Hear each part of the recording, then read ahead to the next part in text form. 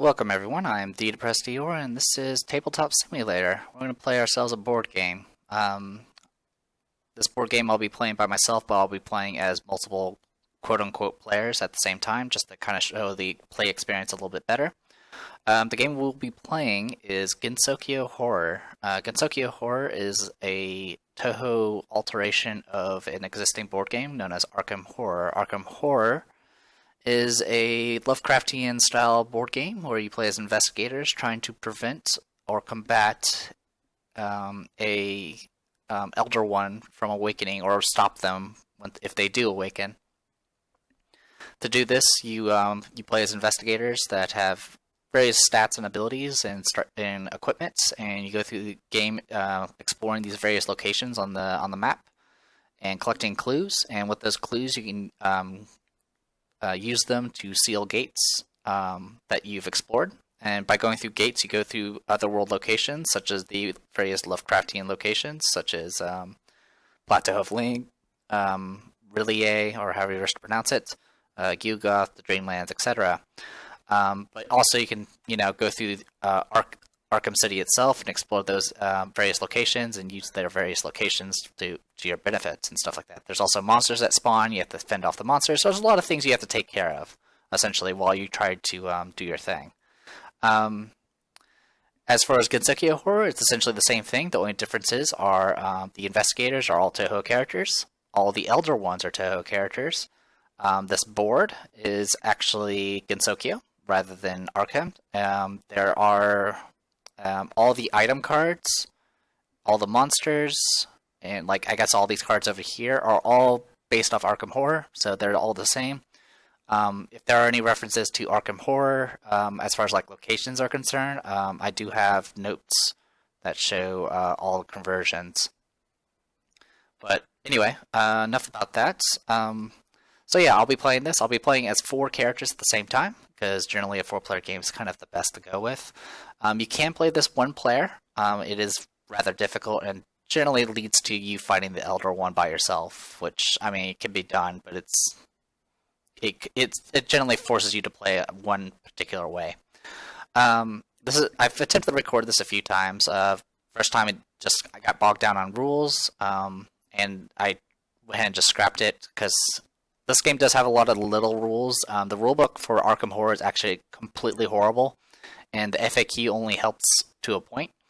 And what ended up happening for my second time I recorded this is I completed it, and I thought it was pretty good, and then I played a game with someone who was actually experienced with Arkham Horror and realized that I screwed up a bunch of rules. So I scrapped that, and I started a new one with that new knowledge attained, and then I screwed up a set of rules that I had never used before, because I ended up drawing cards I ended up never using before. So it's been a new experience every time, but I'm hoping this time I can, knock it out of the park. So yeah, enough of that. So first things first, we need to, most of the stuff the board's already been set up. I'm going to go ahead and quickly kind of show off the the Gensokyo board itself. As you can see, there's these various, there are little rectangle locations, circular locations, and then little, these are pretty much roads or paths you can take. All the circular locations are essentially locations. When you go to these places, you will generally draw, some of them will have special abilities on them. Like in the case of Moria Shrine, you can either have an encounter here, or you can do what's on the location itself, in which case you can spend toughness, monster trophies, or gate trophies to become blessed. In which case you don't draw an encounter, instead you just use its benefit. But if you do get an encounter, the way you draw encounters is based off these little decks here, based off the color. So in the case if I stopped in Moria Shrine and didn't get blessed, I can draw a card here, and I would do whatever event is associated with that location. As far these rectangles are street locations.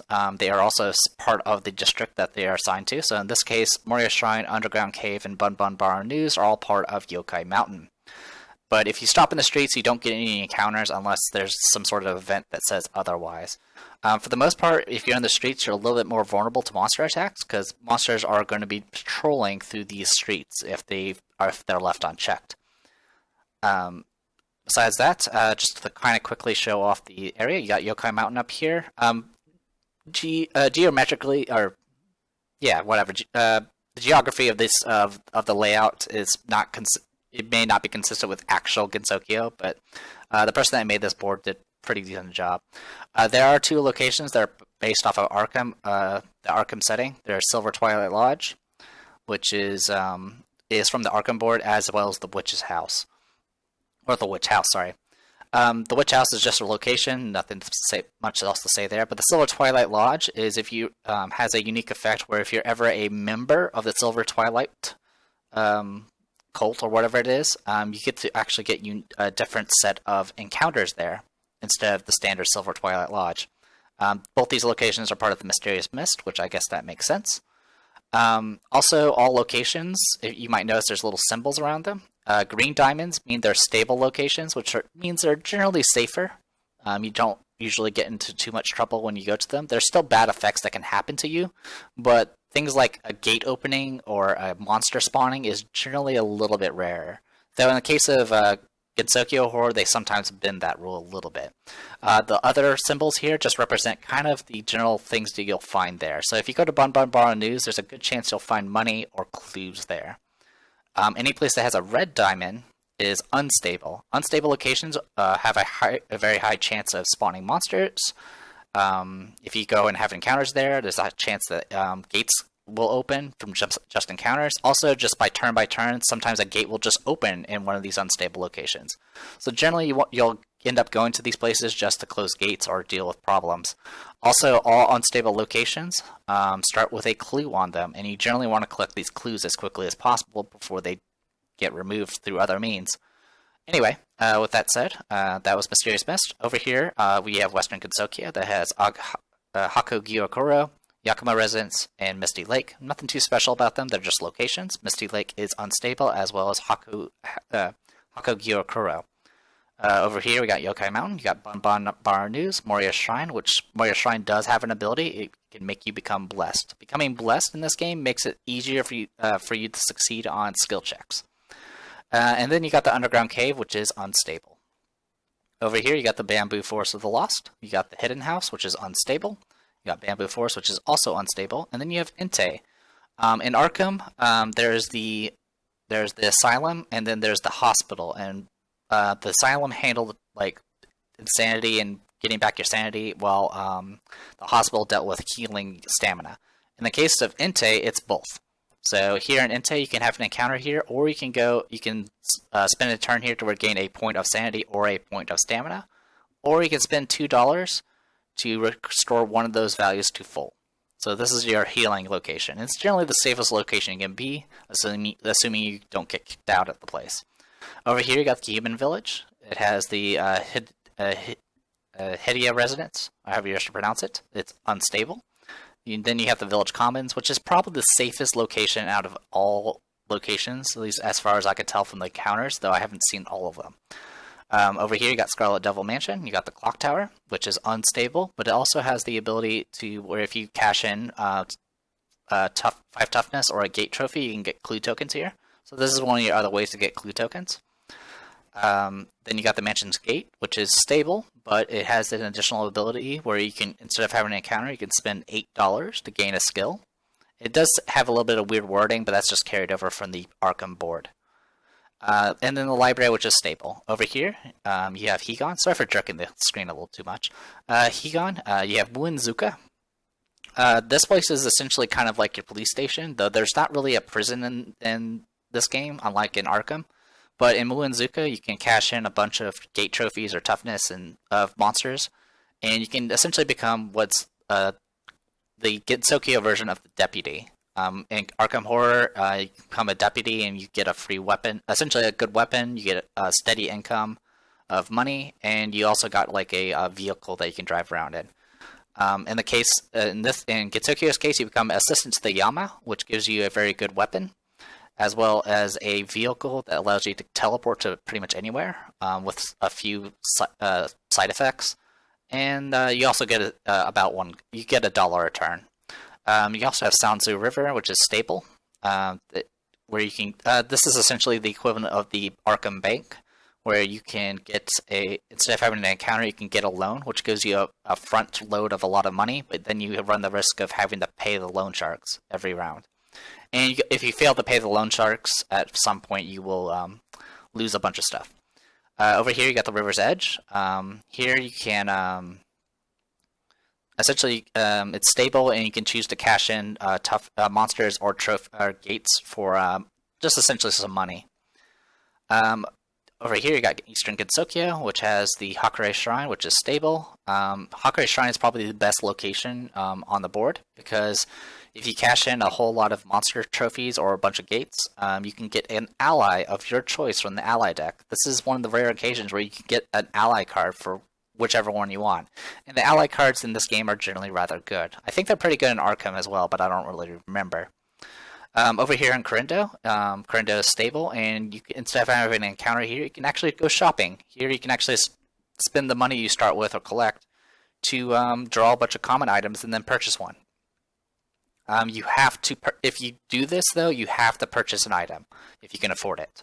So you can't just go cycling through the deck for a specific item. If you end up getting something that you can afford, you have to buy it. And then you got the Nameless Hill, which is just unstable. And then over here in the Forest of Magic, you have the Kirasame Magic Shop, which is just like Corindo, except instead of common items, it's unique, which generally are sometimes are more expensive, and they tend to be a little bit more, unique. They generally involve things like magic and possibly things like losing sanity and reading things you probably shouldn't be reading. Alice's House is another shop that's a little bit different. You pay $5 and you draw 2 spells and you pick one and discard the other. So essentially, all spells in this game cost $5. And then the final place is the Forest Interior, which is unstable. Down here, this section of the board here is actually in the Arkham is supposed to have the terror levels, which goes from 0 to 10. But in this one, it doesn't have it, unfortunately. So the way I'm going to represent terror levels, which I'll explain once we actually have to deal with them, is I'm going to put beads here, and that's how we'll keep track of it. Over here you have the Outskirts Sky and Lost in Time and Space. Lost in Time and Space is just what is an effect that can happen to you. If it happens to you, you just get sent here, and you're going to be stuck here for a little while. The Sky is where any flying monsters will go if they have no targets. And the Outskirts is where excess monsters, if you go above the monster limit, go here. And if this place overflows with too many monsters, that's one of the most common ways to increase the terror level, is by having way too many monsters going in the Outskirts. This little green barrier here is supposed to be where you're supposed to have the other world locations, but for some reason this one doesn't have it.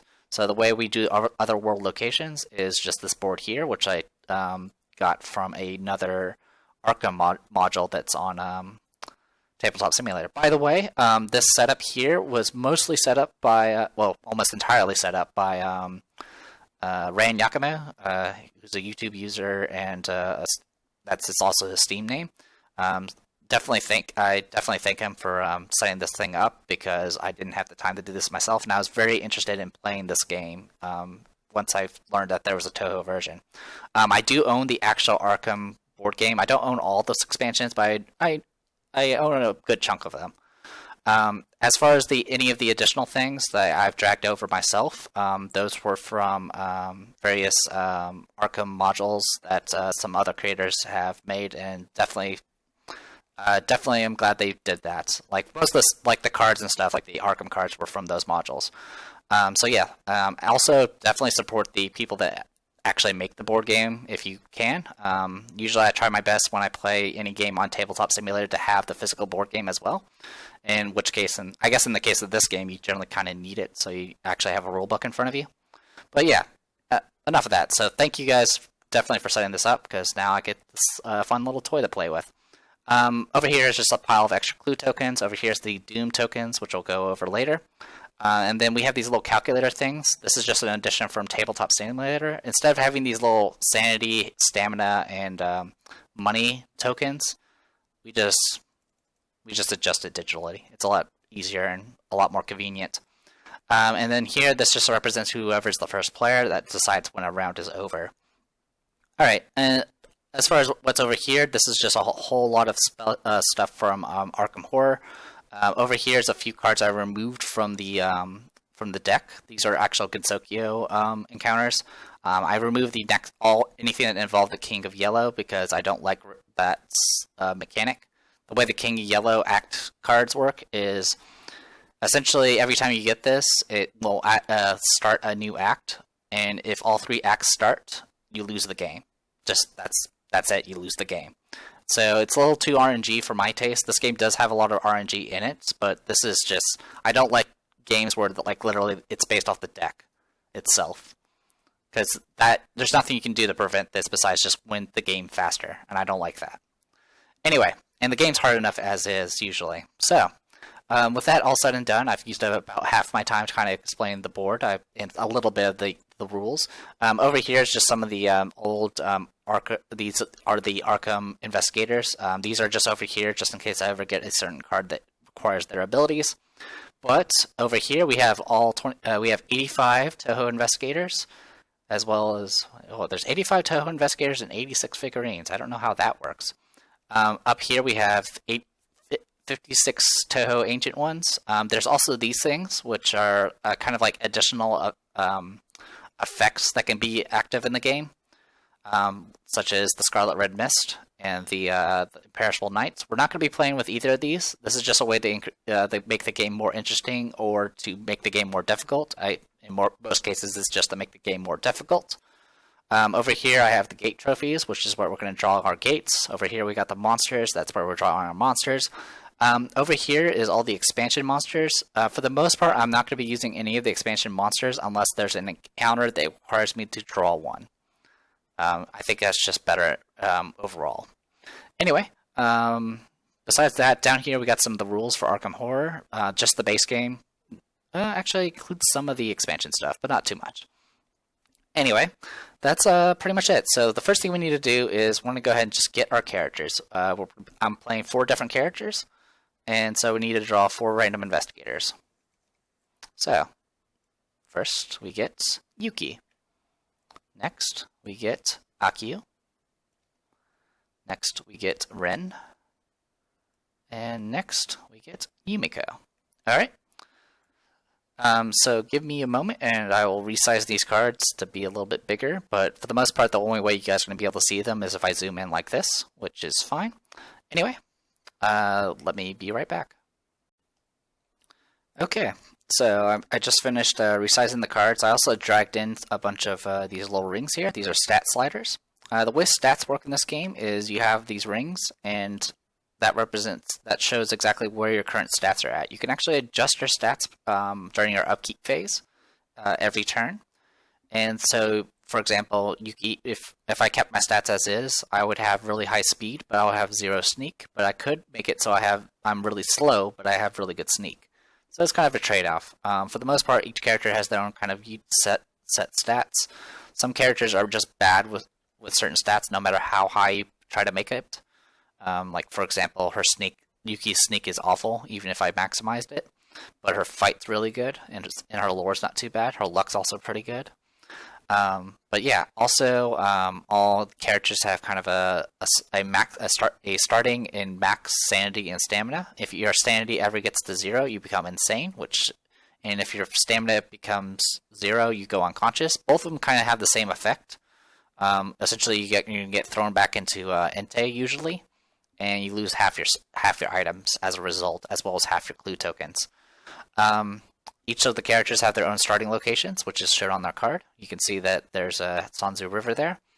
They also have starting equipment. Some of it is fixed, such as the $2 and 2 clue tokens. Sometimes they start with very specific items. For example, Yumiko starts with an enchanted blade, which means I have to go through the deck and pull out an enchanted blade to give her. But also, all characters also start with random possessions. So, along with that enchanted blade, Yumiko would start with 2 common items, a unique item, and a skill. So, with that said, also, one thing that's kind of unique about all of the Gensokyo characters is they all have 2 special abilities rather than just 1. And also, some of these special abilities are synergies with other characters. For example, Yumiko has a special ability called Mistress, which applies to if Shinki's in play. Since Shinki's not in play, I can safely ignore that ability.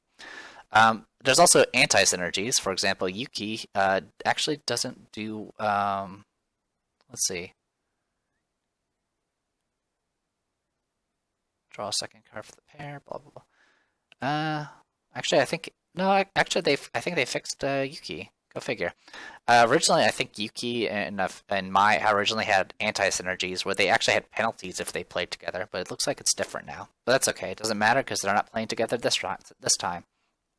Anyway, so first I'm going to go ahead and put everyone in their respective positions. So Akio starts in Hideo Residence, which is actually an unstable location, which means she actually gets that clue token. In fact, it says it specifically on the card. If you look there in the right beneath the abilities, it says do not place a clue token on the Hideo Residence to start the game. That's because she essentially takes it. So she's going to go ahead and take that clue token. And she's going to start with a bunch of clues. There you go. There's her 4. She starts with $6. And that's about it. One other stat I didn't talk about is focus, which is under the starting equipment. Focus represents how much you can adjust your stats during your upkeep phase. Every point of focus you have is 1 step you can move a stat. But you can only move 1 stat per focus. So for example, with 1 focus, I can adjust this 1 step. Or I can choose to adjust this 1 step in either direction. If you have more than 1 focus, you can do things like, move it further or just move 2 stats at once type thing. But for most part, most Gensokyo characters actually have only 1 focus, which is a detriment to them in most cases. Anyway, that was Akio. Let's go ahead and get Rin in position. She starts at River's Edge. Alright, there's Rin. So she starts at River's Edge. She starts with $4. Also, I didn't set her stats. I apologize. 6 sanity, 4 stamina. For the most part, all Gensokyo characters either have 6-4, 5-5, or 4-6 as their starting stats. Alright, so let's go ahead and 5, and 4 for $4. Starts with 2 clue tokens. So there's her 2 clue tokens. And she starts with 1 unique item, known as the Fire of Ashurbanipal. Alright, we can go ahead and just search the deck. Thankfully, these are all labeled, so I can just type in fire, and that should be enough to find it. Yep, there it is. I'll go ahead and show off that card real quick. While any investigator has Fire of Ashurbanipal in their possession, the maximum number of gates that may be open at once before the Ancient One awakens is increased by 1. One of the ways the Ancient One can awaken in this game is if there's too many gates open at once.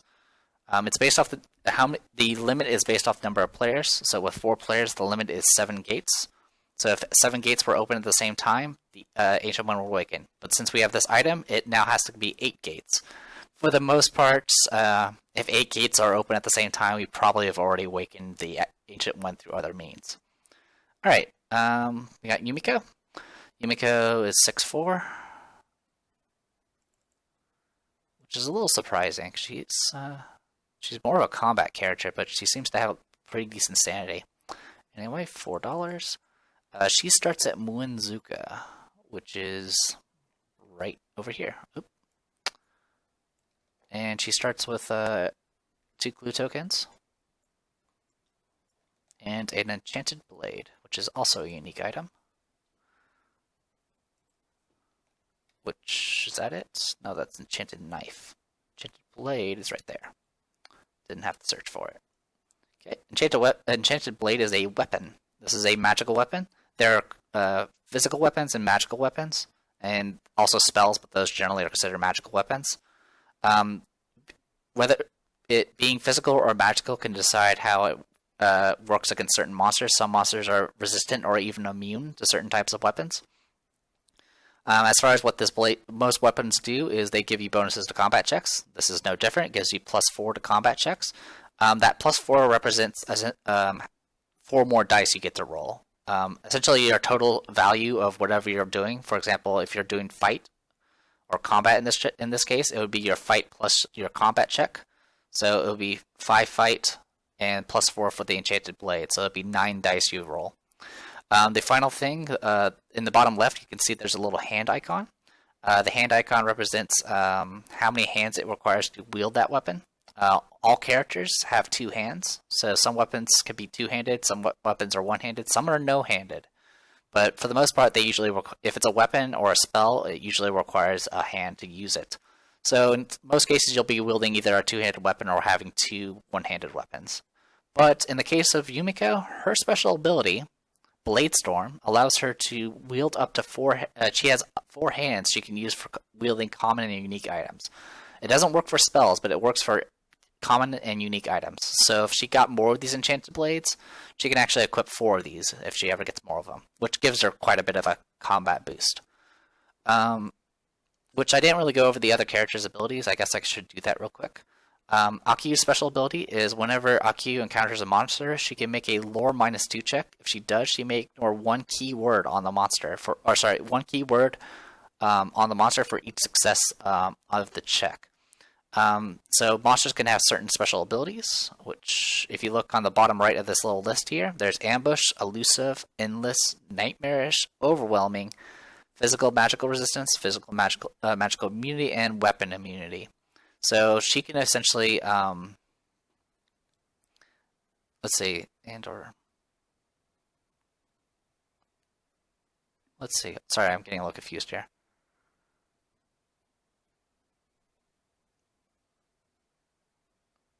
Sorry, I was getting a little confused on what some of those rules are saying there. Let's see, half the glue, restore the minimum 1.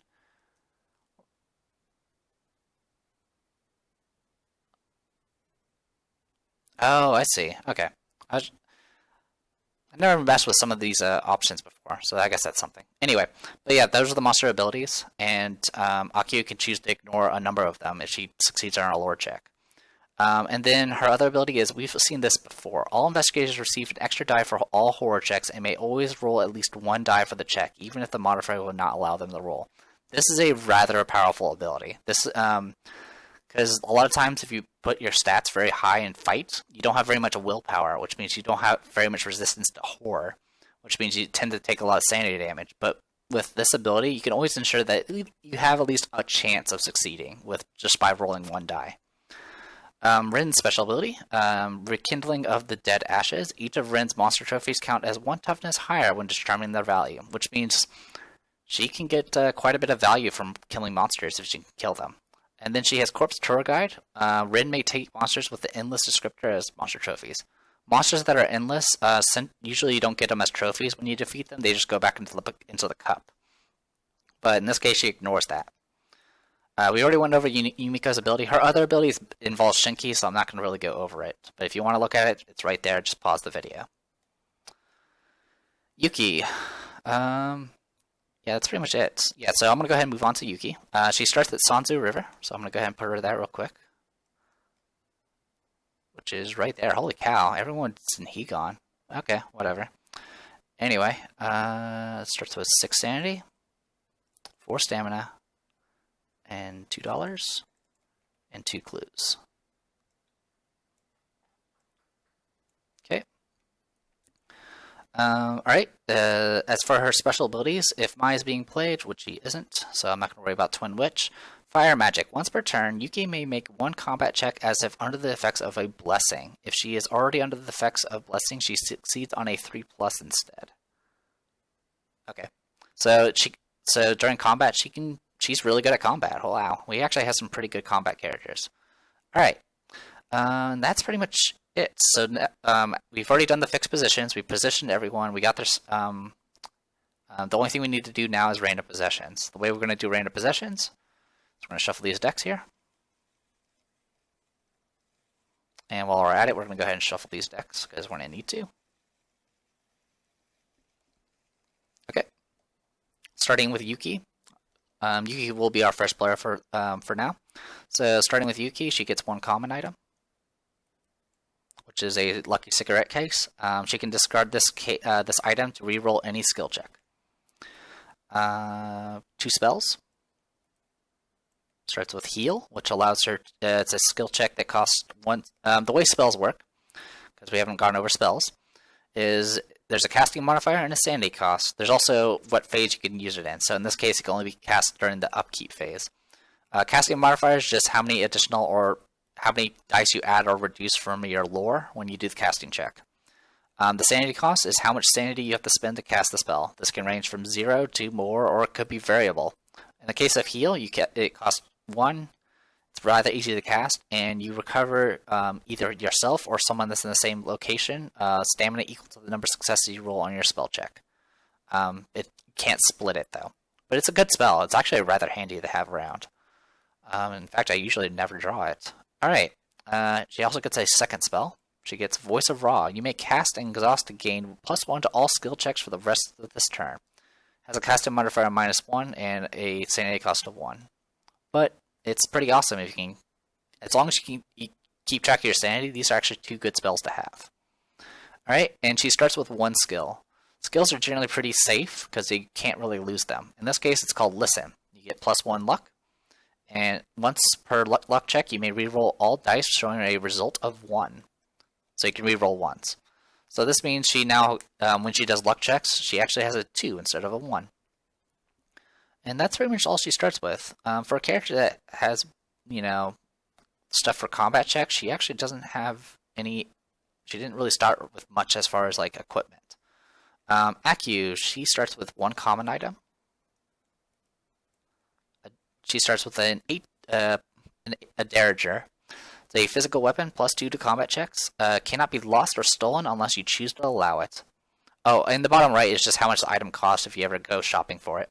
Anyway, so every combat check, every time she does combat, she can just get +2 to the check as long as it's not immune to physical.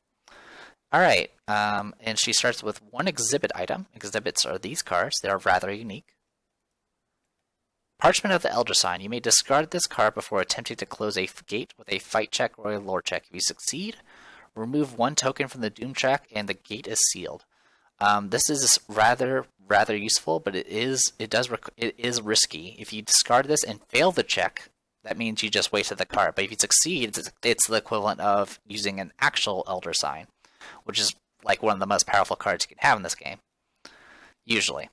Alright, so that's a good thing to start with. And she starts with 1 spell and 1 skill. Here's her spell. She starts with Wither. This is a combat spell. Cast and exhaust to gain +3 to combat checks until the end of combat. And this thing costs 0 sanity, so she can just cast it every time. And it requires 1 hand to use. So, Akio started with some pretty good stuff as far as combat's concerned, even though she's not really a combatant. Alright, and she starts with 1 skill. Pretty much all Touhou characters start with 1 skill. Stealth. Exhaust to reroll an evade check. Okay, nothing too special there. Alright, for Ren, she starts with 2 common items, a unique item, and a skill. So here are her common item. Understudy script. Exhaust and spend movement points to make a will check. If you pass, draw a spell, gain 2 clue tokens, and discard the understudy script. If you fail, lose 1 sanity. Alright, so she needs to make a will check for that. So I'll probably just have her stats start like that. And then her other common item is a magnifying glass. Exhaust to gain +2 to lore checks when reading tomes. This item here is a tome, so that actually helps. And you can also exhaust and discard after you gain a clue token to gain 1 additional clue token. So that's useful too. She also starts with 1 unique item, which will hopefully be something decent. Nope, it's a tome. Well, actually, tomes are pretty good too. Exhaust and spend 1 movement point to gain to make a lore -1 check. If you pass, gain 1 clue token and lose 1 sanity. Okay, so it's a way to get clue tokens. Besides that, we have Oh, and her final thing is a skill. That's right. Martial arts. When you make any combat check, gain +2 for every empty hand you have. So essentially, her 2 empty hands are the equivalent of Derringers. So she has +4 to combat as long as she doesn't wield any weapons. Alright, and finally is Yumiko. 2 common items, a unique item, and a skill. I am running out of time here, but we're almost set up here. So we're just going to go ahead and grab all 3 of these. Okay, I need to go over task, which I'll do that in a bit. Unique item. Glass of Mortland, and finally a skill, which is library use. Okay, so let's go ahead and start with the leyline map. You may ignore all penalties to skill check caused by Environment Mythos cards. Environment Mythos cards are kind of like an overall effect that will stay active until another environment is drawn. Over here you have a task. Now, the way tasks work in this game is you can see there's a list of locations. These are Arkham locations, but I do have the translation for it. You go to each location. Every time you stop at that location, you put a token on this card. You have to do them in order, but once you complete all the 3 locations, you do the payoff. In this case, it's gain an ally, gain 2 clue tokens, and gain $4. There's also a unique version that are known as missions. For the most part, missions are kind of broken, and I might have to house rule it because the way they work they're not good at all. They're very similar to how mineral tasks work, but at every location you stop at, you have to pay something for it, and it's just not worth the cost. Also, I usually house rule where if you don't want to deal with tasks or missions, you can draw another card. And I just let the player decide. In this case, I'm going to keep this because it's actually a pretty good task, and it's easy enough to do. It's Woods, Black Cave, and Science Building. If I look here, I actually made a bunch of notes for this. These ones are done by me. Task conversions. Mineralogy report. I need to go to Forest Interior, which is right there. Underground Cave, which is up there. And then the Clock Tower, which is right there.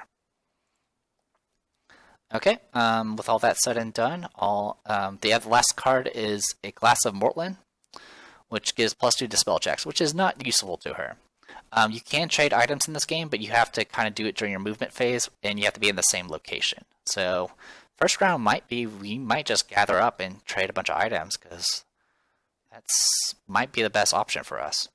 Okay, final thing we need to do before we kind of officially start the game is we need to draw an Ancient One. I know of at least one Ancient One that requires the, I think it's like the Innsmouth expansion, where you can actually like sail across to other locations. I'm not playing with that one, so if we do get that one, we will not use it. Alright, let's draw. Medicine. Alright, this is actually very, very dangerous. Okay, so let's go ahead I'll go ahead and just enlarge that real quick. Whee, look at that. Alright, so let's go ahead and explain the Ancient Ones here. They are pretty much just like the ones in Arkham. There's just these ones are, the ones in Gensokyo Horror are generally a little bit more nasty. Alright, so let's start with, if the Ancient One is not awakened yet, you don't need to. The only thing you need to be concerned about is the Worshippers, and then the ability that's underneath her name.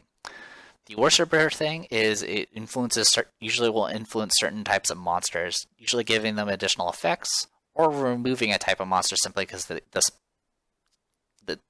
for whatever reason. In the case of Medicine, all cultists have overwhelming 1. Medicine is worshipped by dolls that she has tainted with her poison. So all our cultists are dolls that are poisoned. So if you fight cultists, you will get hit with overwhelming 1. What overwhelming 1 does is, even if you succeed in the combat check, usually if you fail the combat check, that's when you get hit with damage. But if you succeed in this case, you still take damage equal to the overwhelming. So in this case, it's overwhelming 1, so you always will take 1 damage when fighting a cultist, unless you have a way of bypassing it. And then her special ability is Little Sweet Poison. Whenever an investigator takes stamina damage from a monster, they gain a poison counter. Investigators suffer cumulative penalties based on the amount of counters they have. If you have 2, it's -1 movement. If you have 3, it's -1 fight. 4 is -1 movement. 5 is may only use 1 hand, which would completely cripple Yumiko. 6 is another -1 to fight, and then 7 is devoured. Whenever you're devoured, that's essentially where your character dies. If your character dies like that, they become devoured, that will remove them from the game, and then you have to draw a new investigator to replace them. Whenever an investigator is devoured, it will add a Doom token to the Doom track. If you look below, there's this little number track here. That is the Doom track. Every time a gate opens or certain events happen that cause Doom tokens, it will fill in these little number slots all the way to the max. If it ever reaches that red number there, 12, the Ancient One will awaken, and that Doom track will become essentially her health bar, and you have to reduce that back down to 0 in order to defeat her. If she ever awakens, that's when you worry about the other values that are on this card. The -4 is the modifier to your combat check. So you would have 4 less dice when attacking her. Over there, over where it says physical resistance, is all of her special traits. In this case, it's physical resistance, so she takes half damage from all physical items, equipment. And then the start of the battle is just an effect that happens right at the start. Each investigator rolls a die. On a 1, they gain 2 poison counters. On a 2, they gain 1 poison counter. On a 6, they lose 1 poison counter. So at the start of the game, at the start of the battle, you automatically have to do a check to see if you get poisoned. And then the way her attacks work is every investigator gets a poison counter. So this is very much a damage race if you end up fighting her. If you end up fighting her, it's just a race of defeating her before you die from poison. For other ancient ones, it could be a little bit different. For example, for okay, she's a little bit unique as well. On the 7th time, wow, okay, so Reimu's a jerk too. Attack. So usually the way ancient ones attack, like for example with Sakya, is each investigator has to do a skill check. And if they fail that skill check, something happens to them. If you ever hit 0 stamina or 0 sanity while fighting an ancient one, you are devoured. So that's definitely, and you don't draw a new investigator when that happens. So in the final battle, it's kind of the last stand for you guys. Anyway, but yeah, usually it's like a skill check, and then that starts rather easy, and then it gets harder every round. But in the case of medicine, it's not a skill check, it's literally just a damage race. So that's something we have to keep in mind if we have to deal with medicine. Ideally, you don't want to fight the Ancient One. You generally want to keep her from awakening. The way to keep her from waking up is by sealing 6 locations. Each of these unstable locations can have a gate spawn on them, and when you go into that gate and explore that area and then exit, you can close that gate, which will help in general. By closing that gate, it helps, but there's always a chance that another gate will spawn there. The way to prevent that from happening is by sealing the gate. The way you can seal a gate is when you do that check and you succeed on it, not only will you close the gate, you can spend 5 clue tokens to seal that location. When that gate in that area becomes, that unstable location becomes stable, which means no monsters will spawn there and no gates will spawn there. There's a few exceptions. There are ways to get rid of seals, but usually once you seal a location, that area is safe.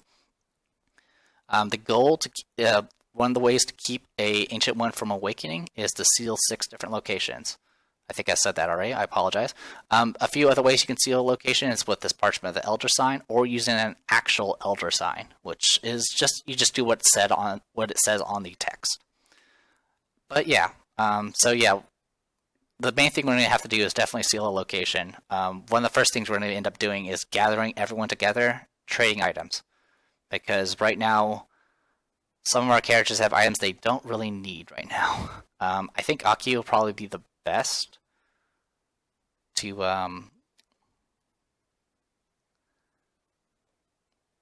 can't trade clues, so but I think Aki will probably be the best to kind of handle the tome stuff, especially in the case of the spell and all that good stuff. So that is something we can keep track of. Combat check. Yeah, I think that'll work. Yeah, so that'll probably be our first actions for the game, but I'll go more into that next time. I apologize for taking so long, but I figured the first episode of this or whatever could be just setting up and kind of explaining the rules. There'll be more rules to explain as we go along, but hopefully this will give us a nice little head start. I am the Depressed Eeyore, and this was Gensokyo Horror. We'll start next time.